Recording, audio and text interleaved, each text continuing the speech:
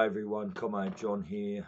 Wednesday the 14th, very early hours of the morning. Okay, be daybreak soon. Listen, before I I'm going to go off air, mate. I've got a commitment today. I'm going to be going down to meet with some people to have a lunch and talk some matters through with them. And also looking, just experiencing some of Brisbane. So I'm going to be going off here. Listen, everyone. I want you to look at this next clip. It's an ABC thing. There's several of them. There's a series of them or something like that, right? Okay. It's about Scott Morrison and Annastacia Palaszczuk. The context of this clip, right, is about Morrison will not listen to women. He doesn't like women. All this sort of stuff. I don't care one iota about any of that. Okay. This is not why I'm uploading. I just want to point to one particular area of this clip. Now, around about the 1 minute 30, around there, right? The former premier, and we know all about the corporations, all that sort of stuff. I'm just using common language, right? But the former premier, right, Annastacia Palaszczuk, is being interviewed, and she says that Scott Morrison demanded of her that she relax the border, right? All of this lockdown border shit that they laid on us, right, for this particular person, woman, or this person to attend this funeral, and she had to lower the borders. Okay, now Annastacia Palaszczuk then says words to this effect: if I do this, right, then I'm going to get death threats. Now you listen to the clip and get the exact wording and look at it. Now, I want to make this point. If Annastacia Palaszczuk was worried about getting death threats for lowering the borders, remember, for lowering the borders, for making an exception to the rule, just who was Annastacia Palaszczuk concerned about where she was going to get these death threats from? That's the question I have for Annastacia and for all of yous out there. Just where were these death threats that she was scared of? Where were they going to come from? I know where they were not going to come from. And that's from the freedom movement. I know that. I talked to tons of people inside the freedom movement, mate, and a lot of damaged ones as well. Not just, a lot of people have been wounded. They're wounded. And I can point to 1 million people. I'm jawboning here. 1,000 people, 100 people who can't stand Annastacia Palaszczuk. Annastacia Palaszczuk has destroyed their lives. I can point to 1,000 of them. But I'll tell you what I can't point to. Anyone, including me, anyone that would ever in 1 million years start issuing death threats. You get me? We all know that this war is not going to be won in a shooting war, a death threats and all that sort of stuff. It's just not. We know that from our side of the fence. So just where were these death threats coming from, Annastacia, that you were worried about? Were they Freemason death threats? Were they rogue police death threats? Were they rogue union death threats?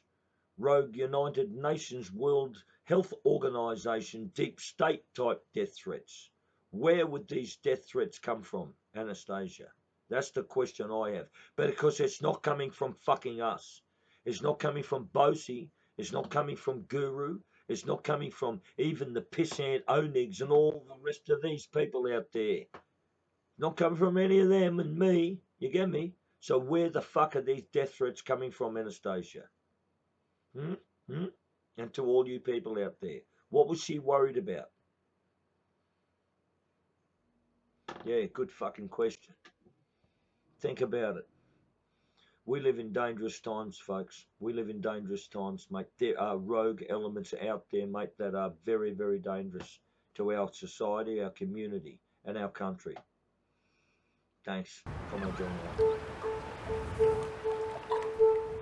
We're seeing some very big clusters growing in aged care and very vulnerable populations, and that is of concern. New South Wales and Victoria will be shutting down their borders from midnight tomorrow night. Unless you are returning home to Queensland or you are coming to Queensland for an essential purpose, then the border is closed to you. I remember it was around September 2020 and the Prime Minister called me. The call was about a young woman being allowed to come into Queensland and go to a funeral. I appealed to her on this occasion to provide an exemption for this young woman to be able to attend that funeral. And she said, I can't. I told him I did not have the powers to do that. And I said, well, you can. Oh, the Chief Health Officer says this and I have to do what she says. Well, no, you don't. You're the Premier. She works for you. He said, this will break you. You need to do this. You must approve this. And it was threatening language. I felt extremely threatened. I made no threat about it. I was speaking to you, spoke to her like I'm speaking to you now. I said to him, look, if you go down this path, I believe that there could be death threats that would come from this. To which he replied, I get death threats all the time. Premier Palaszczuk told me, quote, it was brutal, it was disrespectful, it was threatening, unquote. What's your response to that version of events? I don't accept it at all. I don't accept it at all. Look, at the end of the day, the Queensland Premier proved in the sort of, I'd call it the second or third phase of National Cabinet to be the most political. I actually hung up. It's the first time I've ever done that. And it stuck with me and has had a firm impression on me. And I think it also expresses the way in which he may treat women.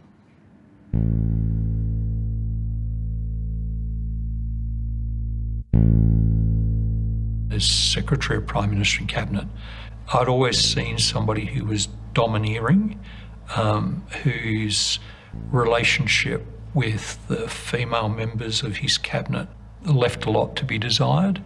I just don't think he ever really valued women's perspectives. Look, from my perspective, his Pentecostal beliefs and his strict religious beliefs were certainly overlaid on his attitude towards women. He has a really weak, if no regard, particularly bizarre, for working women with children. You know, and I witnessed and observed and heard that from women who had worked with him a lot more closely than I had.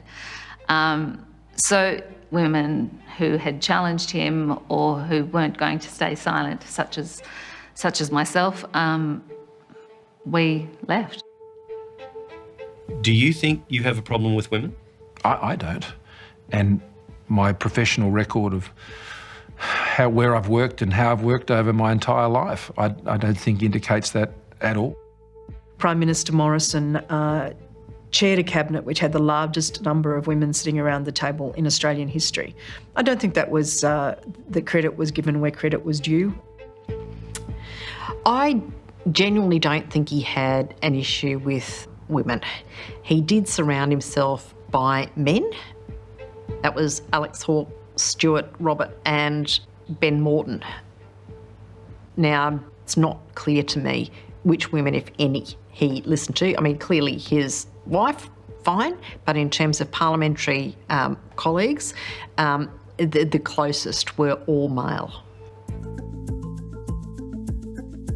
If Scott Morrison had included more women or any women in his inner circle, I believe that would have affected every single decision that was made. Australia Post Chief Executive Christine Holgate will be forced to stand aside after the federal government ordered an investigation into the purchase of $12,000 worth of luxury watches for senior executives. And if the Chief Executive wishes to stand aside, well, not wishes to stand aside, she's been instructed to stand aside, and if she doesn't wish to do that, Mr Speaker, she can go. I had a lot of concerns about how that was handled. Christine Holgate had not breached any policy of her organisation, but had been effectively sacked on the floor of Parliament by the Prime Minister.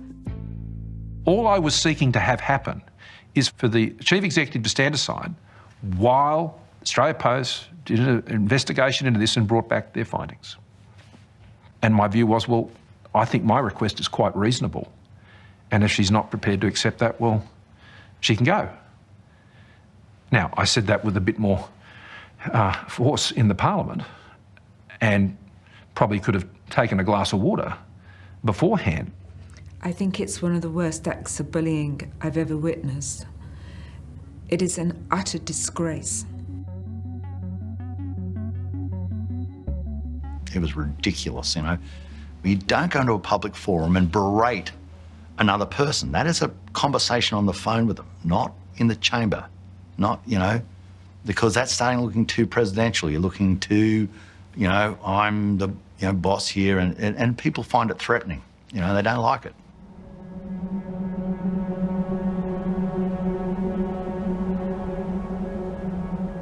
It was a difficult time for the government. We had a number of issues or scandals hit us. Tonight on Four Corners, we go inside the Canberra bubble. There was the ABC documentary which aired allegations against senior cabinet ministers, and then Brittany Higgins's allegations of sexual assault within the Parliament.